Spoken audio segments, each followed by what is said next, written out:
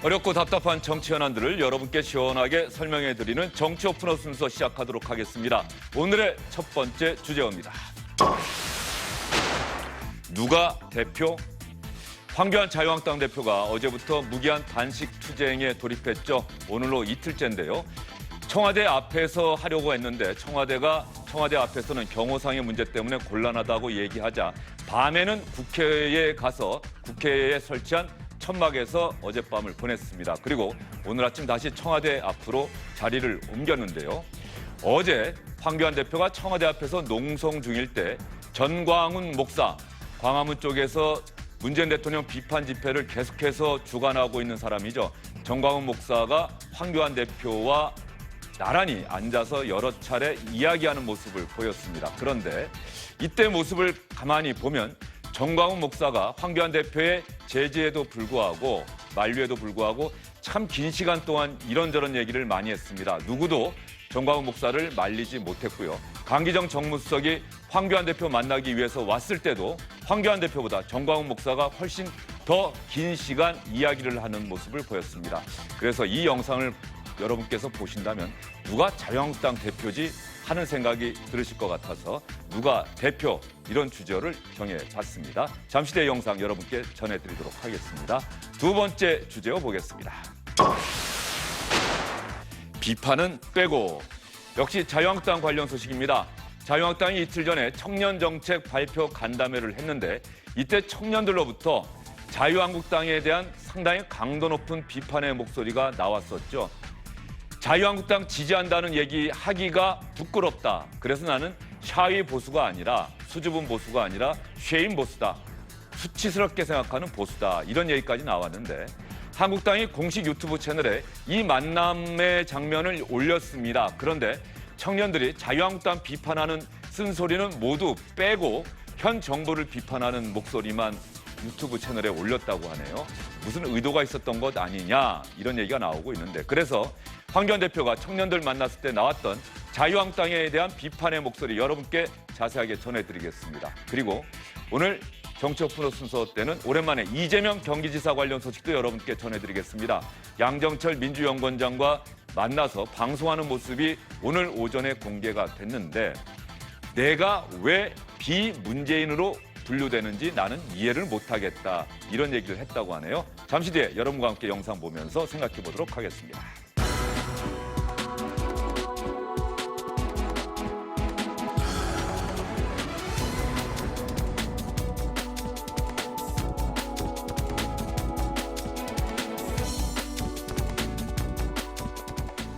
황교안 자유한국당 대표 어제부터 무기한 단식 투쟁에 돌입했는데 어제부터 오늘 이 시각까지 황교안 대표의 모습을 주영진의 뉴스브리핑 팀에서 영상으로 만들어봤습니다.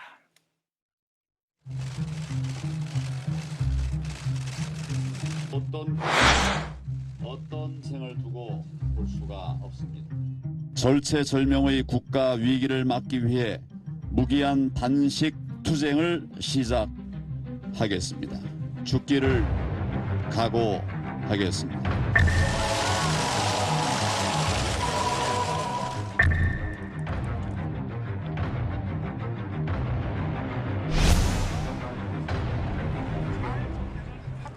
사실은 찾아뵙기도 죄송하고 그래서 너무 그랬는데 대통령도 가보시라고 또 가서 또 인사드리라고 해서 왔습니다. 청와대 앞 텐트 설치가 경호상 이유로 허락되지 않자 단식장은 급히 국회로 옮겼는데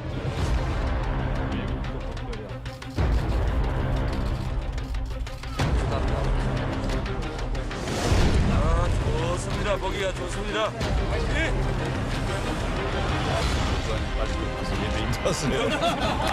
그래야 내가 마음 편하게 얘기하지. 계시고 막상 제가 가면요 대표님 혼자 심심해요. 제가 탑소트해 주시기 바랍니다. 그 단식은 국민 여러분의 삶 그리고 대한민국을 지키는 것 외에 아무 다른 목적이 없습니다. 나라가 온전해질 때까지 필사득생의 마음으로 끝까지 하겠습니다.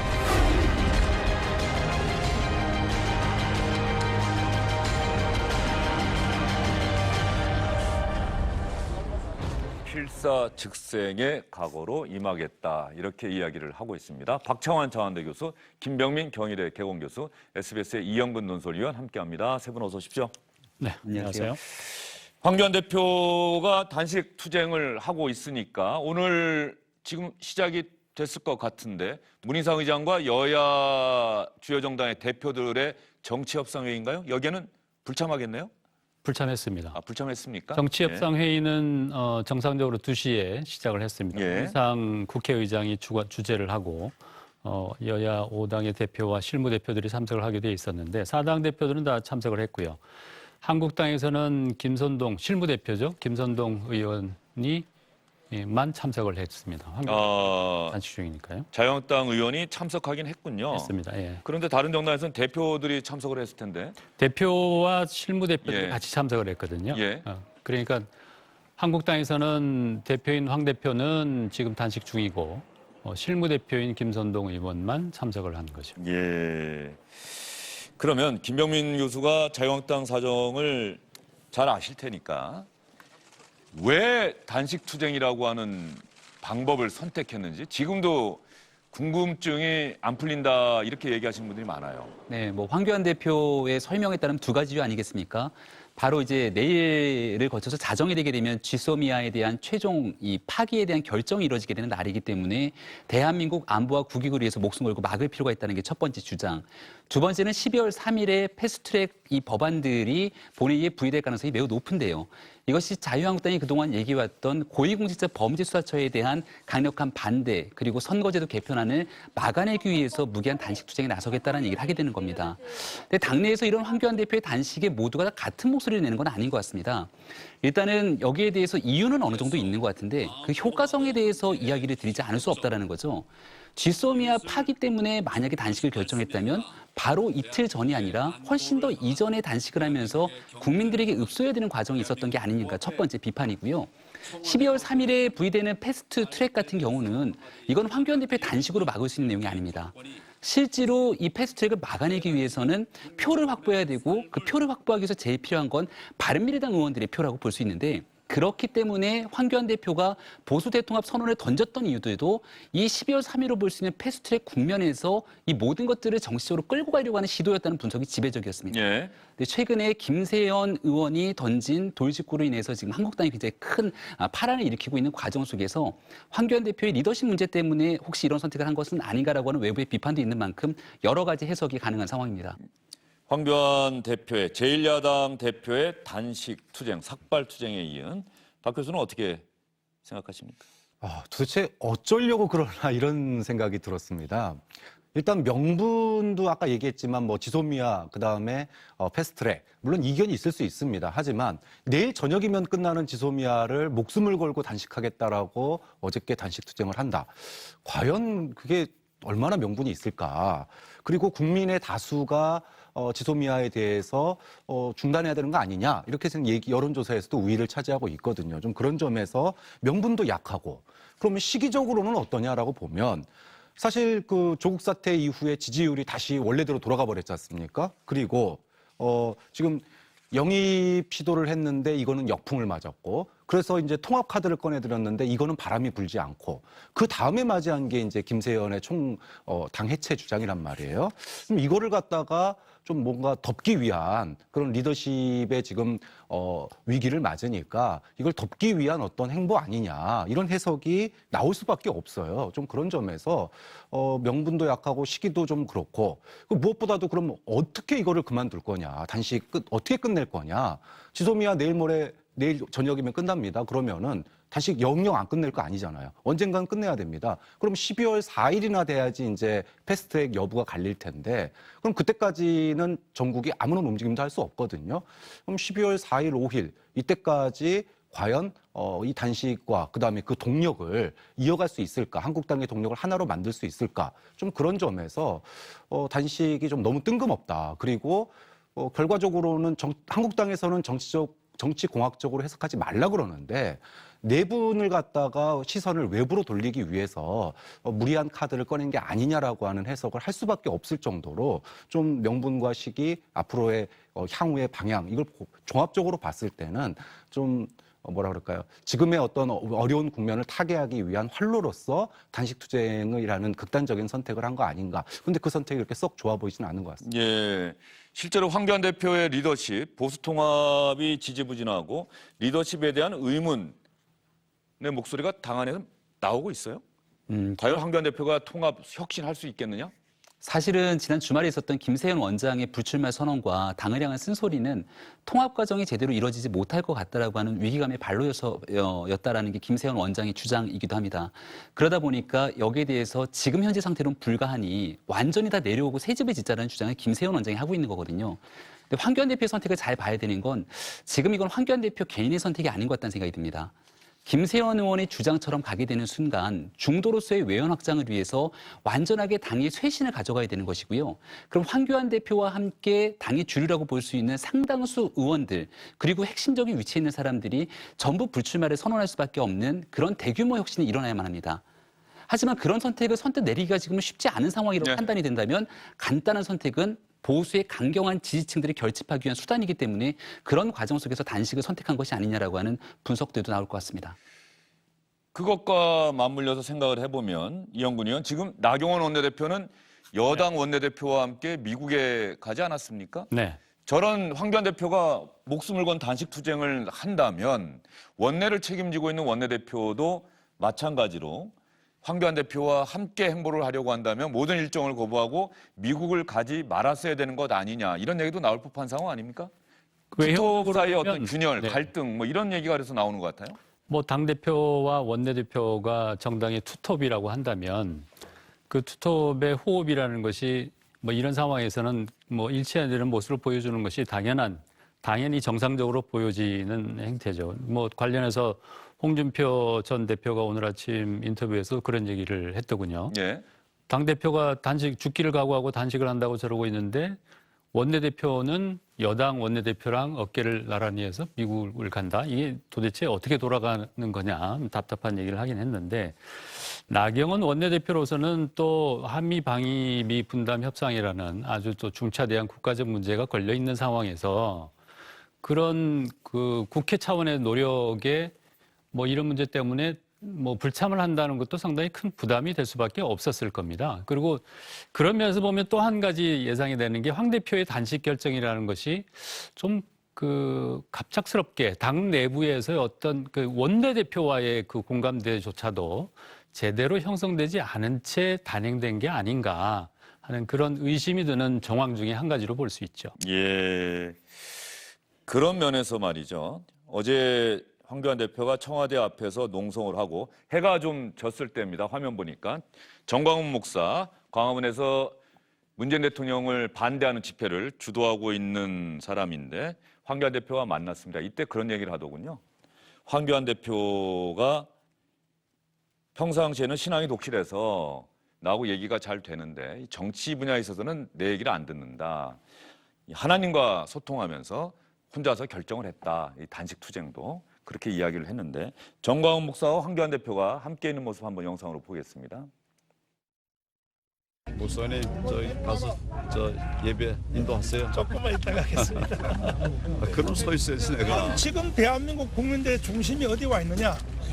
광화문의 이승만 광장에 와 있습니다. 언젠가는 우리 주사파 언론들이 다 물러가고 정상적 언론이 되면 이번에 광화문 이승만 광장에서 이루어진 이 사건은 이미 세계 언론은 다 주목하고 있고, 이것은 광화문의 현상은 누가 만들어낸 게 아니고 사실은 역으로 생각하면 저 문재인 대통령님이 만들어준 겁니다. 사실은 문재인 대통령님이 광화문을 만들고 있는 거예요. 지금 핵심은 이겁니다. 대한민국 부정입니다. 알아봤지만 그때 우리가 고생했잖아요. 그런데 지금 여기 있는 문화 충격이 얼마나 큽니까? 이분들이 목숨을 걸고 조용해요. 떠들지 마요. 여기 당직자를 비롯하여 자유한국당 우리 국회의원들요, 잘 들으세요. 제 말을요. 우리 황교안 대표님은요, 기도하는 사람이에요. 제가 잘 알아요. 사람의 말만 안 들어요. 하나님하고 교통하기 때문에. 그런데 왜 여러분들이 자꾸 다른 길로 끌고 가냐 말이야. 자꾸 다른 길로. 그러면 안 돼요, 여러분. 그러면 안 돼요. 아이고. 그리고 자유 대한민국 지켜내야 된다는 생각밖에 없습니다. 저는 총리 퇴직하고 편안하게 살고 있었어요. 그러면서 그래도 이 정부가 또 정권을 맡았으니 잘 해줬으면 좋겠다. 그런 바람이 있었습니다. 1년 지나니까 본색이 드러나기 시작해요. 정광훈 목사가 어떤 분인지 다시 한번 좀 많은 분들이 궁금해하실 것 같아요. 어떤 사람이길래 저렇게 황교안 대표, 제1야당 대표 옆에서 오히려 본인이 훨씬 더 긴 시간 동안 저렇게 많은 이야기를 하는지. 정광훈 목사에 대해서 이영근 의원은 어떤 사람이라고 지금 정치권에서 평가를 합니까? 황교안 대표가 저렇게 단식 투쟁하는데 찾아와서 이런저런 이야기도 하고, 응? 황교안 대표가 내 말 안 듣는다 이런 얘기도 하고, 언론을 향해서는 주사파 언론이라고 하고. 지금 정광훈 목사는 그 이른바 문재인 하야 국민대책본부의 총괄 대표를 맡고 있는 극단적인 보수의 지도자라고 볼 수 있죠. 한국기독교 총연맹의 대표 회장이기도 하고요. 뭐 기독교라는 두 사람의 공감대가 있어서 뭐 저렇게 가까운 모습을 보여주는지는 뭐 알 수는 없겠습니다만은 정광훈 목사의 입장에서는 한국당이 좀 더 이 보수 이 극우 보수 쪽에서 요구하는 문제에 대해서 한국당이 좀 적극적으로 나서주기를 바라는 입장일 거고. 황 대표로서는 저런 극우 보수의 고정적인 어떤 지지를 잃지는 않고 싶은 서로 간의 그 이해관계가 맞아떨어지는 부분이 있기 때문에 저런 장면이 연출되는 거 아닌가 싶은 생각이 듭니다. 그런데 말이죠. 어쨌든 간에 정광훈 목사 입에서 나온 얘기가 뭐 언론을 주사파 언론이라고 하고, 문재인 대통령이 강기정 정부성 만났을 때도 왜 건국을 부정하느냐 뭐 이런 질문을 하더라고요. 그러니까 정광훈 목사와 단식 투쟁하면서 거의 처음 만났다. 그리고 정광훈 목사가 주도하는 집회에 또 참석까지 해서 만세도 같이 불렀다. 혹시 황교안 대표가 생각하는 보수 통합의 주된 축이 바른미래당이나 중도 개혁 보수가 아니라 저쪽 아니냐, 뭐 이런 얘기가 나올 법하지 않습니까? 저 장면이 노출되기 시작하면서부터 특히 자유한국당 지지층 사이에서는 굉장히 많은 갑론을박, 서로 간의 격론이 오갈 수밖에 없는 상황이 될 겁니다. 사실 황교안 대표가 지난번에 선언을 했던 보수 통합의 주축에는 개혁적인 보수 성향을 가지고 있는 유승민 의원에 대한 러브콜적 성격이 강했습니다. 왜냐하면 유승민 의원이 얘기했던 3가지 조건에 대해서 모든 것들을 다 받겠다라고 과감하게 얘기했기 때문이라고 볼 수 있는데요. 한국당은 굉장히 넓은 스펙트럼을 갖고 있습니다.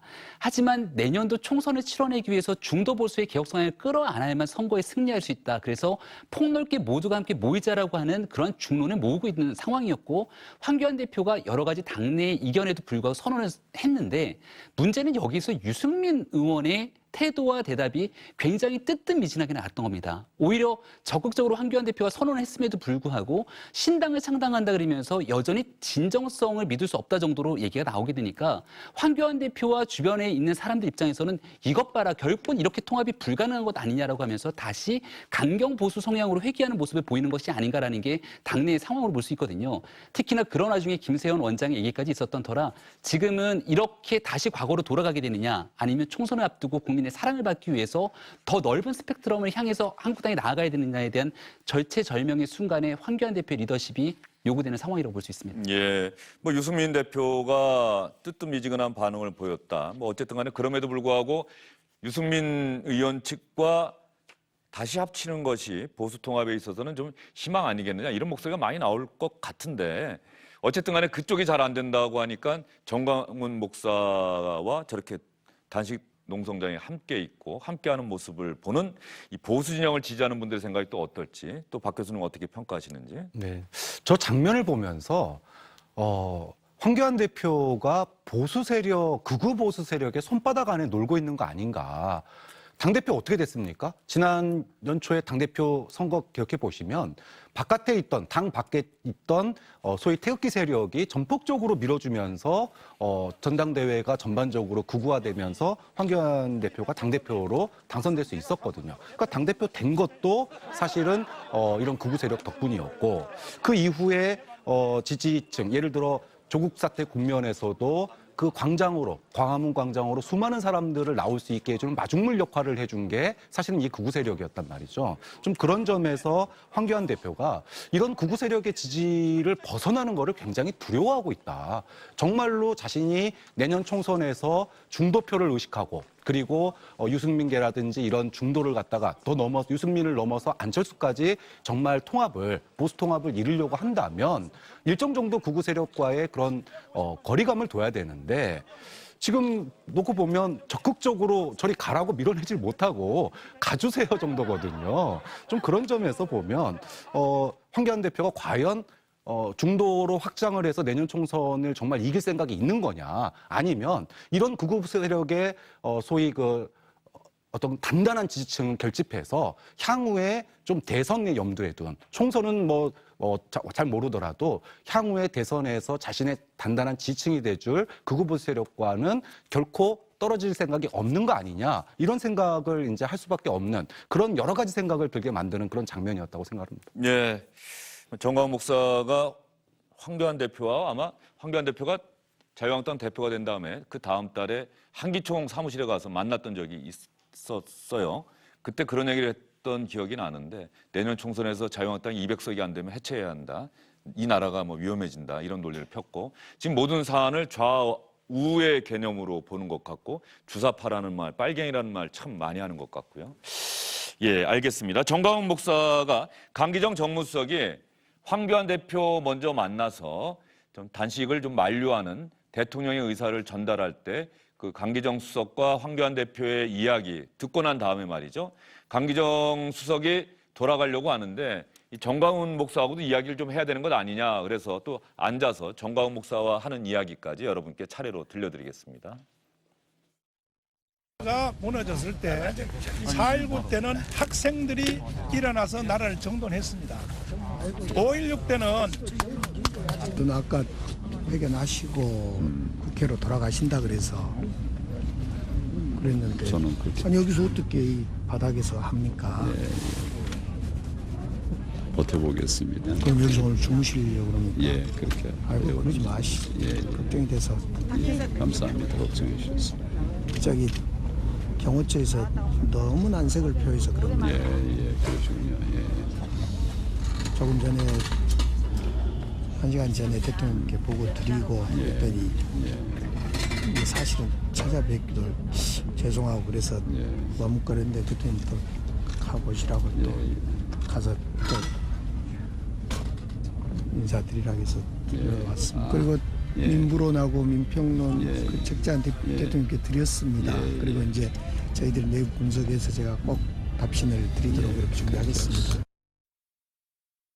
그러니까 딴 사람 불러가지고 텔레비 갖다 놓고 하는 것보다는 이 자리에 와 계신 당연히 대표님이 대화를 대화하셔야죠. 자, 그 부분은 제가 말씀드릴게요. 아니, 기독교계만 봐도 그래요.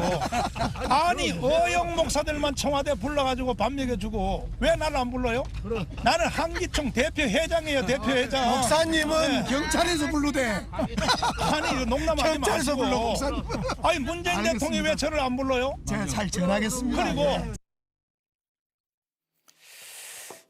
정광훈 목사의 저런 태도, 어쨌든 간에 황교안 대표와도 나란히 앉아서 이런저런 이야기 많이 하고 또 강기정 수석을 향해서도 거침없이 국민과의 대화에 나 같은 사람은 왜 안 부르느냐 이렇게 이야기를 하고 자유한국당 내부에서는 저런 모습을 보고 어떤 이야기가 나오고 있는지 좀 궁금해요. 이영근 의원. 일부 사실 어제 그 일정을 좀 다시 정리를 해드리면 강기정 수석이 그런 얘기를 하잖아요. 국회로 돌아가신다고 얘기를 들었는데 여기 계시는군요. 오늘 여기 주무실 겁니다고 얘기하는 게 원래 예정은 2시에 단식 선언을 할 예정이었어요. 그리고 거기서 밤을 샐 예정이었는데 3시쯤에 이제 선언을 했고 그러고 나서 1시간쯤 뒤에 옆에서 집회를 하고 있던 정광훈 목사의 하야 국민 대책 그 집회에 참석을 합니다. 그래서 무대에 올라가서 김문수 전 지사와 3명이 함께 올라서서 만세를 부르는 그런 모습이 연출이 됐죠. 그러고 나서 다시 청와대 앞에 돌아왔는데 그 이후에 지금 김문수 전 지사하고 정광훈 목사가 이제 찾아온 거예요. 그리고 찾아와서 얘기를 하고 있는 도중에 강기정 수석이 이제 들이닥친 거죠. 그래서 이런 상황이 이제 벌어졌는데 글쎄요.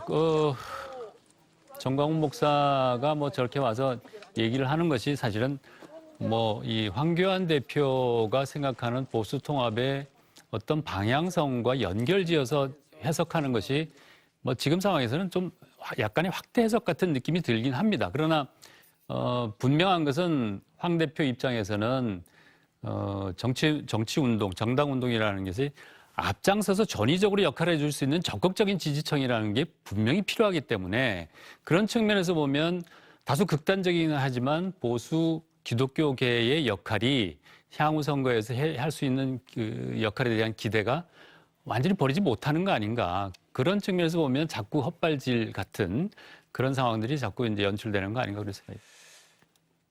김병민 교수, 아까하고는 좀 다른 각도에서 질문할게요. 네. 그래서 자유한국당 내부에서 이 상황을 우려하는 것 아니냐.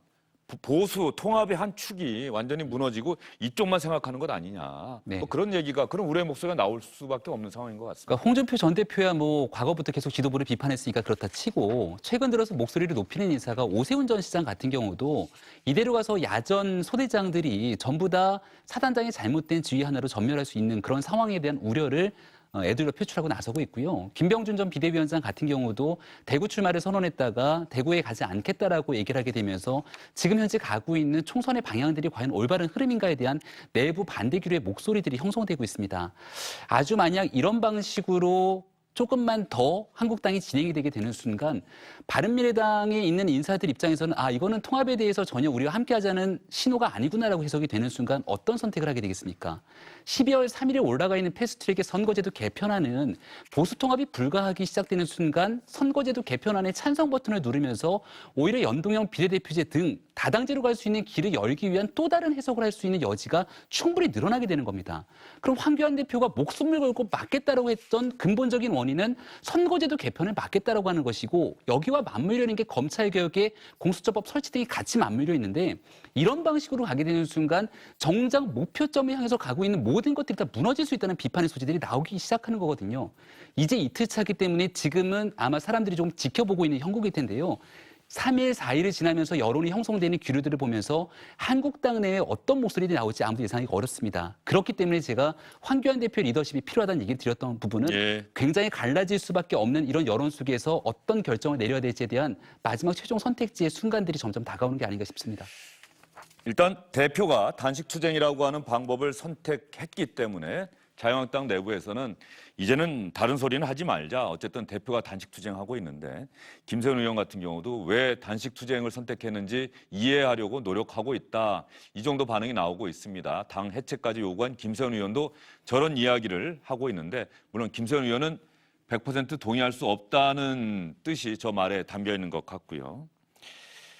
알겠습니다. 오늘 저희가 다른 것도 많이 준비를 했는데 예전에 김영삼 전 대통령, 김대중 전 대통령의 단식 때도 보면은 목적이 분명했고 그 단식이 끝나고 난 다음에는 그 목표를 달성을 했었습니다. 김영삼 전 대통령은 광주민주화운동의 진상규명을 요구하면서 1983년에 23일 동안 목숨을 건 단식 투쟁을 했죠. 앉아서 죽느니 서서 싸우겠다. 그렇게 이야기를 했고 저 단식 투쟁 이후에 김대중 전 대통령과 손을 잡고 85년 2.12 총선 때 신민당 돌풍을 일으키게 되죠. 단식 투쟁이 성과를 이뤘습니다. 1990년 김대중 전 대통령은 지방자치제 실시를 요구하면서 열흘 동안 단식 투쟁을 했습니다. 당시 여당이 결과적으로 이 요구를 받아들여서 지방의회가 구성이 되고 1995년부터 지방자치제 선거가 시작이 됐죠. 김대중 전 대통령의 단식도 성과를 거뒀습니다.